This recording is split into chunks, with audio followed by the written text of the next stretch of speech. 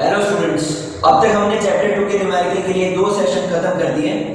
ये हमारा तीसरा सेशन है चैप्टर 2 के न्यूमेरिकल के लिए, पर ये तुम लोग को अच्छे से तभी समझ आएगा अगर चैप्टर 2 के थ्योरेटिकल कॉन्सेप्ट तुम्हारे दिमाग में करेक्ट होंगे। तो सबसे पहले चैप्टर 2 के थ्योरेटिकल कॉन्सेप्ट्स को क्लियर करके ही आगे बढ़ना। आइए समझते हैं। सबसे पहला न्यूमेरिकल हम ले रहे हैं एक्सरसाइज का सम नंबर 2.5। क्वेश्चन रीड करते हैं। A parallel plate capacitor with air. तो उसकी दो प्लेट के बीच में कौन सा मीडियम है? पहले एयर है। Between the plates has a capacitance of 8 picofarad. मतलब जब उसकी दो प्लेट के बीच में डिस्टेंस d और उसकी दो प्लेट के बीच में एयर है, तब उसका कैपेसिटेंस कितना है? 8 पिकोफेराड है। ये वैल्यू हम लोग को क्वेश्चन में दे दी है। उसके बाद आगे बढ़ते हैं। What will be the capacitance. तो नया कैपेसिटेंस ढूंढना है, कुछ चेंज होगा और उसके बाद नया कैपेसिटेंस क्या आएगा, ऐसा कुछ फाइंड करना है। If the distance between the plates is reduced by half. मतलब एक तो डिस्टेंस चेंज हो रहा है, तो नया डिस्टेंस कितना हो रहा है? d/2 हो रहा है। डिस्टेंस चेंज हो रहा है, पहले एयर था तब डिस्टेंस d था, तब 8 पिकोफेराड कैपेसिटेंस था। अब डिस्टेंस कितना हो जाएगा? डिस्टेंस हो जाएगा आधा, तो पहले d था, अब नया डिस्टेंस d डैश कितना हो जाएगा? d/2 हो जाएगा। And the space between them is filled with a substance of dielectric constant 6। Dielectric constant, dielectric का मतलब होता है मीडियम। मतलब अब दो प्लेट के बीच में एयर नहीं है, अब दो प्लेट के बीच में क्या आ चुका है? मीडियम आ चुका है। और मीडियम ऐसा आया है जिसका डाइलेक्ट्रिक कांस्टेंट कितना है? 6 है। तो अब नया कैपेसिटेंस कितना होगा ये फाइंड आउट करना है। तो सॉल्यूशन के हिसाब से जाते हैं हम लोग। एयर में कैपेसिटेंस एप्सिलॉन 0 a/d हमारा फॉर्मूला है। जब कैपेसिटेंस एयर में होता है उसको C0 से डिनोट करते हैं, तो उसकी वैल्यू क्वेश्चन में दे दी है, ये पूरा गिवन है। उसके बाद हम लोगों ने पढ़ा कि फाइनली वो कहाँ पे जाता है? मीडियम हो जाता है वो। तो मीडियम में जो कैपेसिटेंस होगा वो C होगा। एक कॉन्सेप्ट हमने पढ़ा था कि जब एयर में से मीडियम हो जाएगा तो कैपेसिटेंस C0 में से C0 इंटू K हो जाएगा। K मतलब डाइलेक्ट्रिक कांस्टेंट। तो मीडियम में नया कैपेसिटेंस कितना होगा? C0 मतलब epsilon 0 a/d into dielectric constant K हो जाएगा। अगर सिर्फ एयर की जगह पे मीडियम आता तो हम लोग डायरेक्ट C0 इंटू K करते, पर मीडियम तो आ ही रहा है, मतलब K से तो मल्टीप्लाई करना ही पड़ेगा। और साथ साथ में क्या हो रहा है? साथ साथ में डिस्टेंस भी चेंज हो रहा है। डिस्टेंस पहले कितना था? d/2 नहीं था, डिस्टेंस पहले d था। अब ये डिस्टेंस d की जगह पे क्या होने वाला है? d डैश होने वाला है। तो चेंज कैसा होगा? नया कैपेसिटेंस मीडियम होने की वजह से एक तो k से मल्टीप्लाई करना पड़ेगा और डिस्टेंस बदल जाने की वजह से d की जगह पे d डैश लिखना पड़ेगा। तो d डैश की वैल्यू कितनी है? d डैश की वैल्यू है d/2। तो इस d डैश की जगह पे d/2 आएगा, तो एप्सिलॉन 0 a/d/2 इंटू k होगा। अब ये जो 2 है वो डिवीजन के डिवीजन में है, तो असल में तो ऊपर चला जाएगा, ऊपर जाएगा तो मल्टीप्लिकेशन में आ जाएगा। एप्सिलॉन 0 a/d तो रहेगा ही, डिवीजन का डिवीजन 2 मल्टीप्लिकेशन में आएगा और साथ में k बचेगा डाइलेक्ट्रिक कांस्टेंट। अब एप्सिलॉन 0 a/d की वैल्यू तो क्वेश्चन में ही दी है 8, तो एप्सिलॉन 0 a/d की जगह पे वैल्यू क्या आएगी? 8 आएगी। आगे क्या है? 2 है। आगे क्या है? 2 है और डाइलेक्ट्रिक कांस्टेंट k कितना है? 6। तो पूरा मल्टीप्लिकेशन क्या होगा? 2 इंटू 8 इंटू 6। तो जब वो एयर में था तब कैपेसिटेंस सिर्फ 8 था। जब हमने डिस्टेंस आधा कर दिया और साथ में डाइलेक्ट्रिक में डाल दिया, मतलब कांस्टेंट मल्टीप्लाई कर, तो फाइनल वैल्यू कितनी मिलेगी? 2 इंटू 8 16 इंटू 6 मतलब 96 फेराड। तो क्वेश्चन ये था कि जब एयर है प्लेट्स के बीच में तब कैपेसिटेंस 8 पिको फेराड है, तो डिस्टेंस आधा कर दे और मीडियम ला दे तो कैपेसिटेंस कितना होगा? कैपेसिटेंस हो जाएगा 16 पिको फेराड। नेक्स्ट ले रहे हैं हम लोग solve example number 2.8। A slab of material of dielectric constant K has the same area as of plates of a parallel plate capacitor। एक पैरेलल प्लेट कैपेसिटर है जिसकी दो प्लेट्स हैं। हर प्लेट का एरिया, जैसा कि हम लोग को पता है एरिया कितना है? एरिया A है और उन दोनों के बीच में डिस्टेंस D है। मतलब कैपेसिटेंस एप्सिलॉन 0 a/d है स्टार्टिंग में। ठीक है। फिर उन्होंने बोला एक slab of material of dielectric constant के। डाइलेक्ट्रिक मतलब मीडियम। तो एक स्लैब है, मीडियम का स्लैब है जिसका एरिया सेम है, same area as of the plates, पर उसकी थिकनेस कितनी है, थिकनेस मतलब डिस्टेंस कितना है उसके पास, 3/4d। फिर से डाइलेक्ट्रिक कांस्टेंट के है, मतलब मीडियम का एक स्लैब है, वो स्लैब ऐसा है कि जिसका एरिया सेम है प्लेट जितना, पर उसकी थिकनेस कितनी है, 3/4 × d। इस स्लैब को हम लोगों ने प्लेट्स के बीच में रखा, जैसा कि क्वेश्चन में बताया उस हिसाब से इतना पोर्शन स्लैब का है। ऐसा सोच लो ये स्लैब है, दिस इज स्लैब।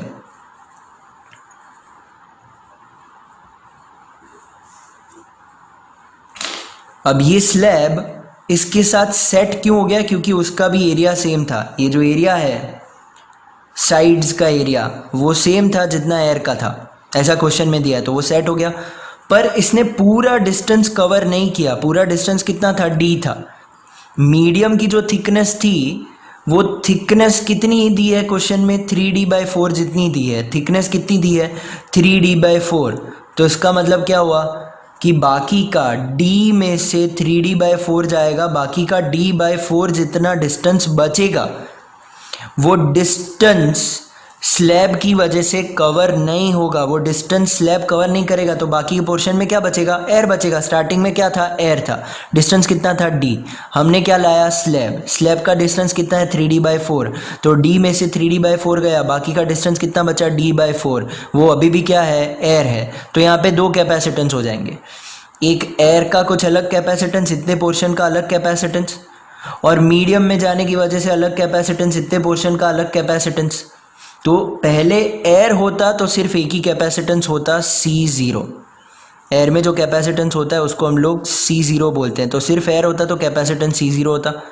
अब एयर और मीडियम दोनों के कॉम्बिनेशन से ये पूरा स्पेस भरा हुआ है, इसका मतलब यहाँ पे दो कैपेसिटर हो गए, एयर का अलग, मीडियम का अलग। तो अब हम लोग पहले फाइंड करेंगे C1 और C2 इंडिविजुअली, उनकी वैल्यूज कितनी है वो देखेंगे। तो C1 फॉर्मूला है ε0a/d, ये नॉर्मल फॉर्मूला है। पर जैसा यहाँ पे दिख रहा है, एयर वाला पोर्शन स्लैब आ जाने के बाद एयर का पोर्शन सिर्फ कितने डिस्टेंस में है, d/4 जितने डिस्टेंस में। तो अब हम लोग d नहीं लिख सकते ना, C1 के लिए डिस्टेंस d की जगह पे क्या लिखना पड़ेगा, d/4 लिखना पड़ेगा। तो हमने d/4 लिख दिया। ε0a/d पहले एयर पूरे की जगह में था तो डिस्टेंस d था, अब एयर सिर्फ कितने पोर्शन में है, d/4 में। तो d की जगह पे डिस्टेंस चेंज हो चुका है, d/4 C1 के लिए। तो अब ये जो डिवीजन का डिवीजन है 4 वो ऊपर आ जाएगा, तो पूरी वैल्यू कितनी होगी, 4 ε0a/d। पूरी वैल्यू कितनी होगी, 4 ε0a/d। अब दूसरे कैपेसिटेंस की बात करते हैं। तो दूसरे कैपेसिटेंस में भी डिस्टेंस चेंज हुआ है, 3d/4 हो गया है। तो फॉर्मूला, नॉर्मल फॉर्मूला क्या होता है, ε0a/d होता है, पर डिस्टेंस अब 3d/4 हुआ है तो d की जगह पे, डिस्टेंस की जगह पे क्या आएगा, 3d/4 आ जाएगा। उल्टा वो मीडियम भी आ चुका है वहाँ पे। तो हमने आगे के सम में भी सीखा और थियरी में भी सीखा है कि कैपेसिटेंस कितना चेंज होता है जब मीडियम आता है। तो नया, जब मीडियम आता है तो नया कैपेसिटेंस फाइंड करने के लिए इनटू डाइलेक्ट्रिक कांस्टेंट करना पड़ता है, इनटू के करना पड़ता है। तो ये C2 जो है वो मीडियम वाला केस है। तो एयर में से मीडियम आया तो इनटू के तो करना ही पड़ेगा। ऊपर से डिस्टेंस भी चेंज हुआ, d की जगह पे क्या, कितना डिस्टेंस है, 3d/4 है फॉर्मूला के हिसाब से। तो अब यहाँ पे 4 जाएगा ऊपर, तो अगर 4 ऊपर जाएगा तो नया कैपेसिटेंस C2, 4 ऊपर गया तो कितना हो जाएगा, 4 ε0a/k। डिवीजन में क्या बचेगा, 3d बचेगा। डिवीजन में क्या बचेगा, 3d। तो जो एयर था उसकी जगह पे, पहले एयर था तो एक ही कैपेसिटेंस था C0, उसकी जगह पे अब दो कैपेसिटेंस का कॉम्बिनेशन हो चुका है, C1 C2। C1 भी फाइंड कर लिया हमने, 4 ε0a/d, और C2 भी फाइंड कर लिया हमने, 4 ε0a/k/3d। अब आगे क्या पूछा है हम लोग को क्वेश्चन में, क्वेश्चन में पूछा है how is the capacitance changed when the slab is inserted between the plates. तो स्लैब इंसर्ट करवा दिया था, अब नया कैपेसिटेंस क्या होगा, नया कैपेसिटेंस मतलब इन दोनों का कॉम्बिनेशन, C1 और C2 का कॉम्बिनेशन करने के बाद नया कैपेसिटेंस कैसा होगा। तो कॉम्बिनेशन तो तभी कर पाएंगे जब हमको पता चलेगा कि सीरीज है कि पैरेलल। अगर हम सोचे जैसा नॉर्मल सोचते कि बैटरी की वजह से चार्ज आया, ऐसा अगर यहाँ पे सोचा जाए तो प्लेट्स की एक तरफ से चार्ज आएगा और दूसरी तरफ से जाएगा, पर ये दोनों कैपेसिटर एक ही लाइन में दिख रहे हैं। अभी दिख रहा है ना, दोनों कैपेसिटर कैसे हैं, सेम लाइन में है। दोनों कैपेसिटर सेम लाइन में है मतलब सीरीज कनेक्शन में है। कौन से कनेक्शन में है ये लोग, ये दोनों के दोनों कैपेसिटर सीरीज कनेक्शन में है। तो दो कैपेसिटर की वैल्यू तो हमने फाइंड कर ही दी है। ऊपर से हमने ऐसा भी सीखा था कि जब दो कैपेसिटर सीरीज में हो, एक स्पेशल केस सिखाया था मैंने तुम लोग को कि जब दो कैपेसिटर सीरीज में हो, दोनों कैपेसिटर यहाँ पे सीरीज में है, तो दो कैपेसिटर सीरीज में हो तो इक्विवेलेंट कैपेसिटेंस क्या होता है, C1 into C2 upon C1 plus C2। अगर तुमको ये याद नहीं है तो तुम्हारा फॉर्मूला ऐसा था, सीरीज कनेक्शन में कैपेसिटर्स के लिए 1 upon C equals to 1 upon C1 plus 1 upon C2 ऐसा होता था। एलसीएम लेने के बाद, C को उल्टा करने के बाद हम लोग को कैपेसिटेंस का फाइनल फॉर्मूला क्या मिलता था, C1 into C2 upon C1 plus C2। तो इक्विवेलेंट कैपेसिटेंस मतलब last capacitance, final capacitance, total capacitance find करने के लिए दो वैल्यू होनी चाहिए, एक C1 होना चाहिए, दूसरा C2 होना चाहिए। तो दोनों वैल्यू हमने तो ढूंढ ली है। C1 पता है हम लोग को 4 एप्सिलॉन 0 a बाई डी, और C2 भी पता है 4 एप्सिलॉन 0 a इंटू के अपॉन 3d। वैल्यू सब्सटीट्यूट करते हैं, क्या था formula, C1 into C2 upon C1 plus C2, मतलब पहले दोनों का मल्टीप्लीकेशन, नीचे दोनों का एडिशन। तो ये रही दोनों value, 4 epsilon 0 a by D, 4 epsilon 0 a into के बाई 3d। तो ये दोनों पहले ऊपर मल्टीप्लीकेशन किया इन दोनों का, C1 और C2 का, और नीचे एडिशन दिख रहा है, दोनों की वैल्यू एडिशन में सब्सटीट्यूट की। अब इसको सिंप्लीफाई करते हैं आगे। सिंप्लीफाई करने जाए तो क्लियरली दिख रहा है कि ऊपर 4 एप्सिलॉन 0 a बाई डी दोनों टर्म के पास है, 4 एप्सिलॉन 0 a बाई डी दोनों के पास है, दोनों मल्टीप्लिकेशन में है। मल्टीप्लिकेशन में हो तो दोनों सेम है, 4 एप्सिलॉन 0 a बाई डी इसमें भी है, 4 एप्सिलॉन 0 a बाई डी इसमें भी है। मल्टीप्लाई करेंगे तो उनका स्क्वायर हो जाएगा।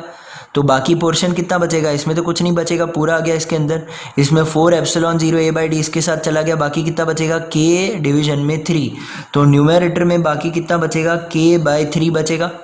ठीक है, अब डिवीजन में देखते हैं। डिवीजन में दोनों में के बीच में एडिशन साइन है तो मल्टीप्लाई नहीं हो सकते, कॉमन निकल सकता है। 4 एप्सिलॉन 0 a बाई डी इसके पास भी है, 4 एप्सिलॉन 0 a बाई डी इसके पास भी है, तो दोनों में से कॉमन निकाल दिया। फर्स्ट के पास क्या बचेगा, 1 बचेगा, और दूसरे के पास क्या बचेगा, k, और डिवीजन में 3 बचेगा, तो दूसरे के पास क्या बचेगा, k बाई 3 बचेगा।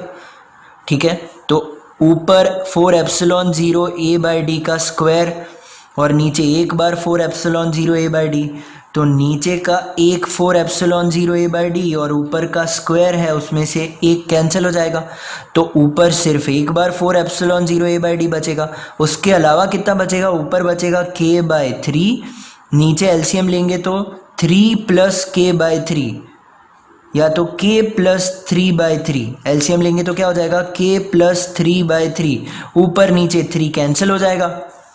तो अब 4 epsilon 0 a by D k, और डिवीजन में k बाई 3, ऊपर क्या बचेगा, k, और नीचे क्या बचेगा, k प्लस 3, ऊपर k और नीचे k प्लस 3। ठीक है, जैसा हम लोगों ने आगे डिस्कस किया, ये जो एप्सिलॉन 0 a बाई डी है उसको तो हम C0 बोलते हैं। यहाँ पे जो एप्सिलॉन 0 a बाई डी दिख रहा है उसको तो हम क्या बोलते हैं, उसको तो हम C0 बोलते हैं। तो इसकी जगह पे C0 लिख सकते हैं। ठीक है, तो उसकी जगह पे C0 लिख देते हैं। तो अगर इसकी जगह पे C0 लिखते हैं तो फाइनल स्टेप क्या बनेगा, 4 C0 साथ में k, डिवीजन में क्या जाएगा, डिवीजन में क्या है already, k plus 3 already division में है, तो नीचे आएगा k प्लस 3। तो फाइनल कैपेसिटेंस, जो मीडियम का स्लैब हमने इंसर्ट किया उसकी वजह से दो कैपेसिटेंस बन गए, दोनों कैपेसिटेंस एक दूसरे के सीरीज कनेक्शन में आ गए, और सीरीज में आने के बाद फाइनल कैपेसिटेंस कितना मिला हम लोग को, 4 C0 इंटू के अपॉन के प्लस 3। अब नेक्स्ट क्वेश्चन ले रहे हैं हम लोग एक्सरसाइज का सम नंबर 2.10। क्वेश्चन में है 12 पिकोफेराड कैपेसिटर, तो एक तो कैपेसिटेंस की वैल्यू दे दी है, is connected to a 50 volt battery, मतलब 50 वोल्ट वोल्टेज भी दिया है। तो डेटा हमारे पास दो वैल्यू का है, एक तो कैपेसिटेंस है 12 picofarad, pico piece pico, pico का मतलब होता है 10⁻⁻12, जैसे माइक्रो का होता है 10⁻⁻6, वैसे ही पिको का होता है 10⁻12। वोल्टेज V की वैल्यू दी है 50 वोल्ट्स। क्वेश्चन में पूछा है how much electrostatic energy stored in the capacitor, energy stored in capacitor, ऐसा कोई कॉन्सेप्ट किया था हमने, बिल्कुल किया था। एनर्जी स्टोर्ड इन कैपेसिटर के तीन फॉर्मूला थे। एक फॉर्मूला था Q²/2C, जिसको यूज करने के लिए Q की वैल्यू होनी चाहिए और C की वैल्यू होनी चाहिए, यहाँ पे Q नहीं है। दूसरा एक फॉर्मूला था ½ CV², उसके लिए C और V दोनों की वैल्यू होनी चाहिए, यहाँ पे C और V दोनों की वैल्यू है। तीसरा एक फॉर्मूला था QV/2, उसको फाइंड करने के लिए Q की वैल्यू होनी चाहिए और Q वापस नहीं है। तो हमारे लिए एनर्जी फाइंड करने के लिए तीनों में से कोई भी फॉर्मूला चलेगा, पर जो वैल्यू दी है उसके हिसाब से एक ही फॉर्मूला सुटेबल है इस न्यूमेरिकल में, वो कौन सा है, ½ CV²। तो अब तो सिंपल हो गया क्वेश्चन, सिर्फ C और V की वैल्यू सब्सटीट्यूट करनी है। देखो C कितना है, 12 × 10⁻⁻12, यहाँ पे आ जाएगा 12 × 10⁻⁻12, और V कितना है 50, तो 50 का स्क्वायर करके रखेंगे तो हो जाएगा 50 का स्क्वायर 2500। इसको सॉल्व करते जाएंगे तो डिजिट्स को अलग ले लेते हैं, 12 25 अलग, ये 2 0 मतलब 10⁻², 10⁻⁻12 में से 10⁻² सब्ट्रैक्ट करेंगे तो हो जाएगा 10⁻10। 12 divided by 2 will be 6, 6 into 25 will be 150, 150 into 10⁻10, जिसको 1.5 into 10⁻8 यूनिट हो जाएगा एनर्जी का, जूल भी बोल सकते हैं। क्वेश्चन था energy stored in capacitor find करना था, हमने तीन फॉर्मूला याद किए एनर्जी स्टोर्ड के, Q²/2C, QV/2, ये दोनों काम नहीं लगे, कौन सा काम लगा, ½ CV², वैल्यू सब्सटीट्यूट की और आंसर आ गया। स्टूडेंट्स, अब जो दो न्यूमेरिकल हम लोग सॉल्व करने वाले हैं, एक ये वाला न्यूमेरिकल और एक इसके बाद वाला न्यूमेरिकल, दोनों के क्वेश्चन का मतलब सेम होता है, दोनों के सॉल्यूशन की मेथड भी सेम होगी, दोनों में सिर्फ वैल्यू का डिफरेंस है, बराबर समझ लेना, दोनों में सिर्फ वैल्यू का डिफरेंस है। ये जो दो न्यूमेरिकल है वो इन चैप्टर के सबसे डिफिकल्ट न्यूमेरिकल में से एक है। अगर ये वाला न्यूमेरिकल आ गया तो हम लोग नेक्स्ट न्यूमेरिकल को अच्छे से समझ पाएंगे। अगर ये न्यूमेरिकल नहीं आता तुम लोग को तो इस वीडियो को रिवाइंड रिप्ले करके देख लेना बराबर, क्योंकि नेक्स्ट न्यूमेरिकल जो हम लोग ऐसा ही है सेम, सिर्फ वैल्यू का चेंज है, उसको सॉल्व करने में थोड़ा फास्ट फॉरवर्ड में जाएंगे, ऐसा सपोज करके कि आप सबको ये आ चुका है। दोनों न्यूमेरिकल मैं सिर्फ इसीलिए सॉल्व कर रहा हूँ कि दूसरे न्यूमेरिकल को सॉल्व करने के वक्त वापस एक प्रैक्टिस हो जाए ऐसे टाइप की न्यूमेरिकल की। न्यूमेरिकल डिफ़िकल्ट है, बराबर फोकस करना, क्वेश्चन पढ़ना स्टार्ट करते हैं।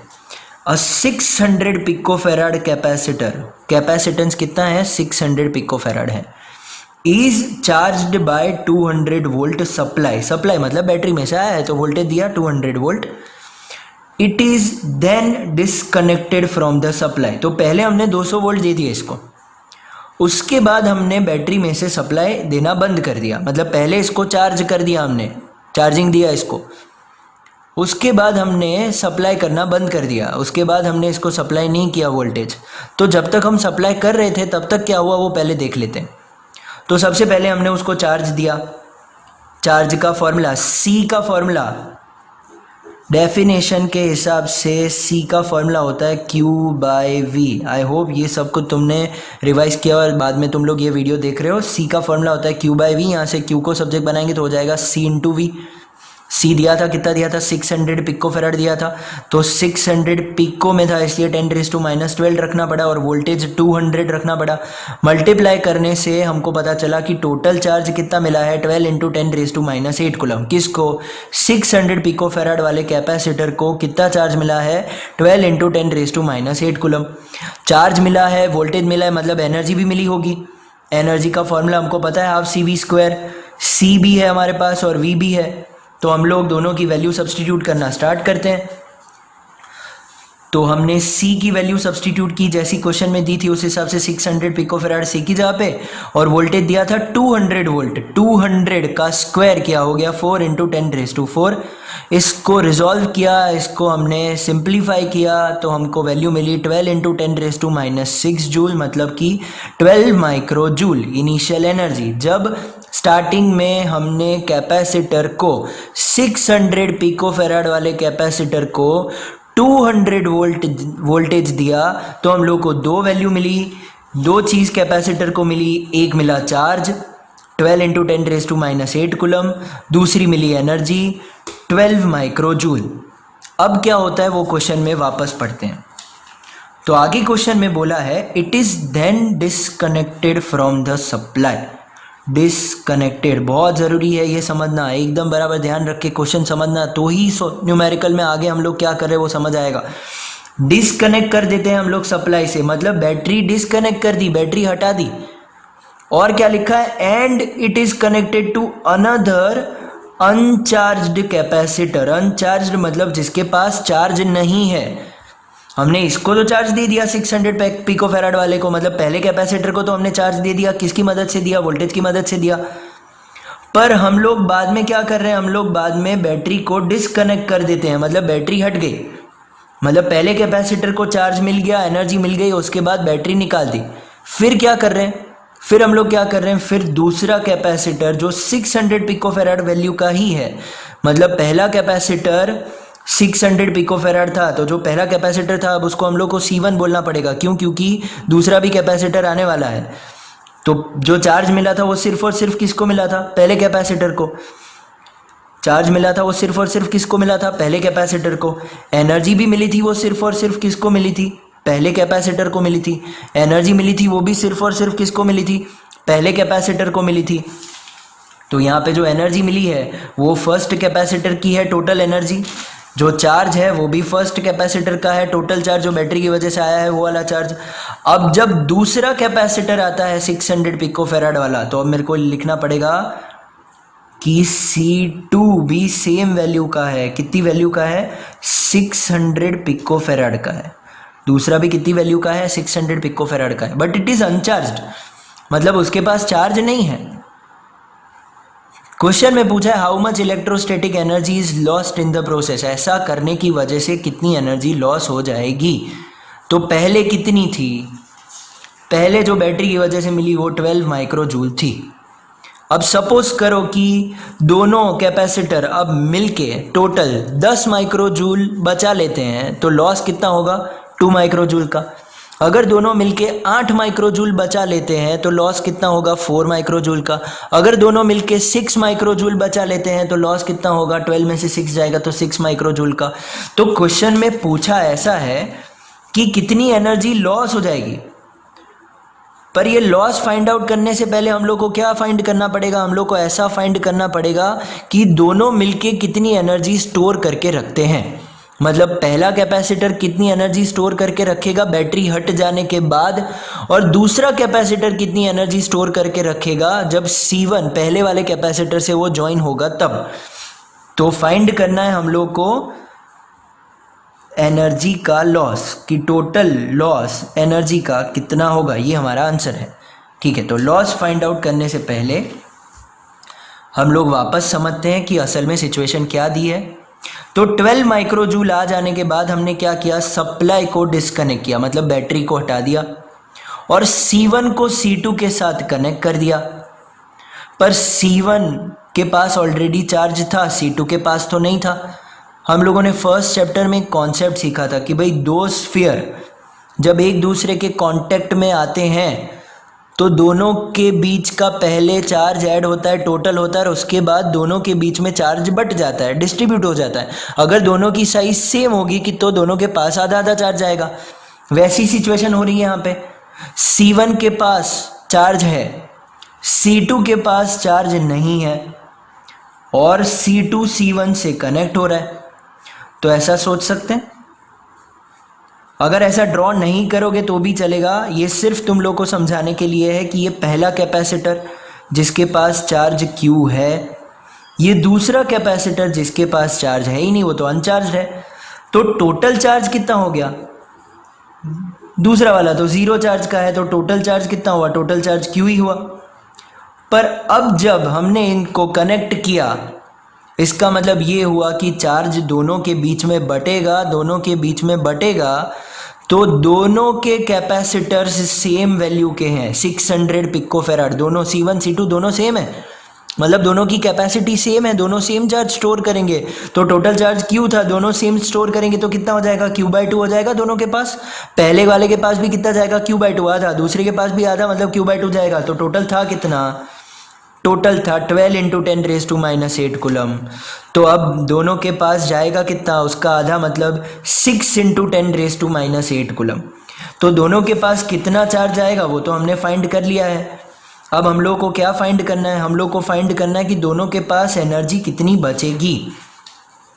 ठीक है, तो C2 को वोल्टेज नहीं मिलने वाला, ये बात समझ में आनी बहुत ज़रूरी है, क्योंकि हमको एनर्जी फाइंड करनी है। एनर्जी के 3 फार्मूला होते हैं, हाफ CV², ये पहला फार्मूला, ये नहीं यूज़ कर सकते अभी। क्यों नहीं कर सकते, क्योंकि C2 को तो वोल्टेज मिलता ही नहीं है, तो हाफ CV² तो काम का होगा ही नहीं।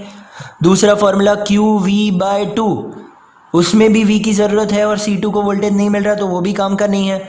तीसरा फार्मूला क्या होता है, Q²/2C, तो C2 के पास Q मतलब चार्ज भी है, उसका कैपेसिटेंस भी है, तो Q²/2C फार्मूला दोनों कैपेसिटर के लिए यूज़ कर सकते हैं। तो इस फार्मूला के हिसाब से जाए तो पहला कैपेसिटर कितनी एनर्जी स्टोर करेगा ऐसा ढूंढना है। फार्मूला क्या है, Q²/2C। तो पहले के पास जो चार्ज आएगा उसको Q1 बोलेंगे, उसके कैपेसिटर को C1 बोलेंगे, और वो जो एनर्जी स्टोर करेगा उसको U1 बोलेंगे। Q1 Q2 दोनों, आधा चार्ज हमने फाइंड कर लिया, होता 6 × 10⁻⁸, उसका स्क्वायर करना पड़ेगा। C1 600 पिकोफेराड है, तो 600 पिको मतलब 10⁻12, इसको सिंप्लीफाई करेंगे तो पहले कैपेसिटर के पास जो एनर्जी बचेगी वो होगी 3 × 10⁻6, मतलब कि 3 माइक्रोजूल। ये है पहले कैपेसिटर ने स्टोर की हुई एनर्जी। उसके बाद दूसरे के पास कितनी एनर्जी फाइंड जाएगी, तो ये फाइंड करने के लिए वैसा ही फॉर्मूला लेना पड़ेगा जैसा 1 के लिए लिया था। 1 के लिए क्या था, Q1²/2C1, 2 के लिए क्या होगा, Q2²/2C2। पर सिंपल है, देखो C1 और C2 दोनों की वैल्यू सेम है, 600 पिकोफेराड। C1 और C2 दोनों वैल्यू सेम होगी। दूसरा Q1 और Q2 उन दोनों की वैल्यू भी सेम है, 6 × 10⁻8 कूलम। दोनों का चार्ज भी सेम है, Q1 और Q2 कैसा है, सेम है, 6 × 10⁻8 कूलम। तो सिंपल हो गया, Q1 भी सेम, Q2 भी सेम, C1 और C2 ये दोनों वैल्यू भी सेम। तो इसका मतलब ये पूरा टर्म Q1²/2C1 और Q2²/2C2 सेम हो जाएगा ना। तो U1 और U2 दोनों के पास ये दोनों वैल्यू सेम ही होनी चाहिए, दोनों कैपेसिटर के पास सेम एनर्जी जानी चाहिए। U1 को सॉल्व किया, कितना आंसर आया, 3 माइक्रोजूल। तो U2 को भी सॉल्व करोगे तो सेम वैल्यूज है, तो आंसर किसका आएगा, कितना आएगा, इसका भी 3 माइक्रोजूल। मतलब पहले कैपेसिटर ने भी बैटरी को डिस्कनेक्ट करने के बाद पहले कैपेसिटर ने भी 3 माइक्रोजूल एनर्जी स्टोर की, दूसरे ने भी 3 माइक्रोजूल एनर्जी स्टोर की, तो 3 + 3 टोटल एनर्जी कितनी स्टोर हुई, 6 माइक्रोजूल। स्टार्टिंग में टोटल एनर्जी कितनी स्टोर हुई थी, स्टार्टिंग की टोटल एनर्जी स्टोर हुई थी 12 माइक्रोजूल जब बैटरी थी। बैटरी डिस्कनेक्ट करने के बाद दोनों ने मिलके कितनी एनर्जी स्टोर की, दोनों ने मिलके 6 माइक्रोजूल एनर्जी स्टोर की। क्वेश्चन में पूछा क्या था, क्वेश्चन में लॉस पूछा था, तो लॉस कितना हुआ, टोटल 12 में से बची हुई 6 सब्ट्रैक्ट करेंगे तो लॉस कितना मिलेगा, 6 माइक्रोजूल। लॉस कितना मिलेगा, 6 माइक्रोजूल। इसको फास्ट फॉरवर्ड में एकदम फटाफट रिपीट कर देता हूँ, क्वेश्चन समझ लेना बराबर। क्वेश्चन में था एक कैपेसिटर जिसको वोल्टेज मिल रहा है, उसको चार्ज भी मिला, उसको एनर्जी भी मिली, फिर उसको हमने डिस्कनेक्ट कर दिया बैटरी से, फिर उसको हमने अनचार्ज मतलब जीरो चार्ज जीरो एनर्जी वाले कैपेसिटर से ज्वाइन किया। ज्वाइन करने के बाद कितनी एनर्जी लॉस हो जाएगी ये फाइंड करना था। तो सबसे पहले हमने ढूंढ लिया कि पहले वाले के पास कितना चार्ज और पहले वाले के पास कितनी एनर्जी, ये ढूंढ लिया। उसके बाद हमने ढूंढा कि ज्वाइन करने के बाद दोनों के पास आधा आधा चार्ज आएगा। आधा आधा चार्ज जाने की वजह से हम लोगों ने एनर्जी के फॉर्मूला लगा के दोनों के पास कितनी एनर्जी जाएगी वो भी फाइंड कर लिया। टोटल एनर्जी दोनों के पास स्टोर कितनी होती है, 6 माइक्रोजूल। स्टार्टिंग में बैटरी की वजह से मिली थी कितनी, 12, बची कितनी, 6, तो लॉस कितना हुआ, 6 माइक्रोजूल। अब लास्ट न्यूमेरिकल ले रहे हैं, सेम वैसा न्यूमेरिकल जैसे आगे दिया था, पर आगे वैल्यूज थी 600 पिकोफेराड। यहाँ पे दो कैपेसिटर यहाँ पे भी है, पर दोनों की वैल्यू अलग अलग है। देखिए वहाँ पे दोनों 600 पिकोफेराड के थे, यहाँ पे दोनों अलग वैल्यू मतलब 900 पिकोफेराड के हैं। वहाँ पे 200 वोल्ट बैटरी की वजह से वोल्टेज मिलता था, यहाँ पे कितना मिलता है 100 वोल्ट मिल रहा है। तो कैपेसिटर, पहला कैपेसिटर 900 पिकोफेराड और दूसरा कैपेसिटर भी सेम वैल्यू का 900 पिकोफेराड, वोल्टेज मिल रहा है 100 वोल्ट। क्वेश्चन क्या दिया है देखो, A 900 picofarad capacitor is charged by 100 volt battery. How much energy is stored by the capacitor? तो चार्ज सिर्फ और सिर्फ किसको मिल रहा है, पहले कैपेसिटर को मिल रहा है, तो एनर्जी भी सिर्फ और सिर्फ किसको मिलेगी, पहले कैपेसिटर को मिलेगी। तो ए में क्या पूछा था, एनर्जी। एनर्जी मतलब हाफ C1V², C1 की वैल्यू भी है और V की वैल्यू भी है, दोनों वैल्यू सब्सटीट्यूट करोगे तो U का आंसर आ जाएगा। ये है इनिशियल एनर्जी, मतलब जब बैटरी C1 के साथ कनेक्टेड थी तब वाली एनर्जी। अब आगे जाएंगे और आगे क्या पढ़ना है हम लोग को, आगे दूसरा क्वेश्चन देखते हैं। The capacitor is disconnected from the battery. आ गया ना आगे जैसा, आगे सप्लाई वर्ड था, आगे था सप्लाई डिसकनेक्ट हो रहा है, यहाँ पे बैटरी डिसकनेक्ट हो रही है, मतलब तो एक ही है। Connected to another 900 picofarad capacitor, दूसरे कैपेसिटर के साथ उसके बाद कनेक्ट करते हैं। What is the energy stored by the capacitor, अब कितनी एनर्जी स्टोर होगी। तो जो चार्ज मिलता था वो तो बैटरी की वजह से, वोल्टेज की वजह से सिर्फ और सिर्फ किसको मिलता था, पहले वाले को ही मिलता था। तो टोटल चार्ज हमने ढूंढ लिया C1 और V की वैल्यू को यूज करके। After disconnecting the battery, battery को डिसकनेक्ट करेंगे, उसके बाद जब C1 C2 से कनेक्ट होगा तो आगे के सम के जैसे ही दोनों के पास आधा आधा चार्ज चला जाएगा। टोटल चार्ज था 9 × 10⁻⁸ उसका आधा मतलब पहले और दूसरे दोनों के पास 4.5 × 10⁻⁸ कूलम जाएगा। अब वोल्टेज तो बंद हो चुका है, पर फिर भी एनर्जी ढूंढनी है हम लोग को कि दोनों कैपेसिटर के पास कितनी एनर्जी। तो सेम आगे के सम के जैसे हम लोग वही फॉर्मूला यूज करेंगे, Q1²/2C1। Q1 Q2 दोनों वैल्यू दिख रही है, C1 और C2 900 पिकोफेराड सेम क्वेश्चन में दी थी वैल्यू। सॉल्व करेंगे तो U1 और U2 दोनों का आंसर सेम आएगा। क्यों सेम आएगा, क्योंकि Q1 Q2 भी सेम है, C1 C2 भी सेम है, तो U1 U2 भी सेम हो जाएगा। कितना हो जाएगा 1.125 × 10⁻⁻⁶ जूल। तो टोटल एनर्जी सिस्टम ने कितनी स्टोर की, पहले ने U1 दूसरे ने U2, मतलब दोनों का टोटल, तो टोटल एनर्जी जो स्टोर हुई वो कितनी हुई 2.25 × 10⁻⁻⁶ जूल। अब क्वेश्चन में डिफरेंस क्या है वो एक्सप्लेन करता हूँ। आगे का जो सम था उसमें टोटल एनर्जी स्टोर होती थी 12 माइक्रोजूल, उसके बाद जब बैटरी हटती थी दोनों कैपेसिटर मिलके 6 माइक्रोजूल स्टोर करते थे। उसके बाद ये क्वेश्चन पूछा था कि लॉस कितना होगा, तो लॉस कैसे ढूंढा था हम लोगों ने, टोटल 12 में से बची हुई 6 को सब्ट्रैक्ट किया तो लॉस होता था 6 माइक्रोजूल। इस क्वेश्चन में पूछा है what is the energy stored bye capacitor, capacitor कितनी एनर्जी स्टोर करेगा। तो टोटल कितनी एनर्जी स्टोर करेगा, वो 2.25 दोनों मिलके 2.25 × 10⁻⁶ जूल एनर्जी स्टोर करेंगे। तो इसमें कहीं पे लॉस ढूंढने की जरूरत नहीं है, पर क्वेश्चन में ये क्लैरिफाई नहीं किया है कि दोनों कैपेसिटर मिलके कितनी स्टोर करेंगे ये ढूंढना है, कि एक कैपेसिटर कितनी स्टोर करेगा ये ढूंढना है। तो हम लोग को दोनों का आंसर दे देना है कि ईच कैपेसिटर, कोई भी कैपेसिटर अकेला कितनी एनर्जी स्टोर करेगा, वो अकेला each capacitor 1.125 × 10⁻⁶ joule energy store करेगा, और टोटल एनर्जी दोनों मिलके पूरी सिस्टम कितनी एनर्जी स्टोर करेगी 2.25 × 10⁻⁶ जूल एनर्जी स्टोर करेगी। आगे के जैसा ही सम था, अगर डिफिकल्टी हो तो वापस उसको रिवाइंड रिप्ले करके देख लेना। आई होप जो 5 न्यूमेरिकल हमने इस वीडियो में सॉल्व किए हैं वो मैंने अच्छे से एक्सप्लेन किए होंगे, तुम लोगों को उसका सॉल्यूशन अच्छे से समझ आया होगा। अगर नहीं आया है तो वापस वीडियो को देखना, फिर भी ना आए तो लास्ट में मेरे को तो डाउट पूछ ही सकते हो। Thank you so much.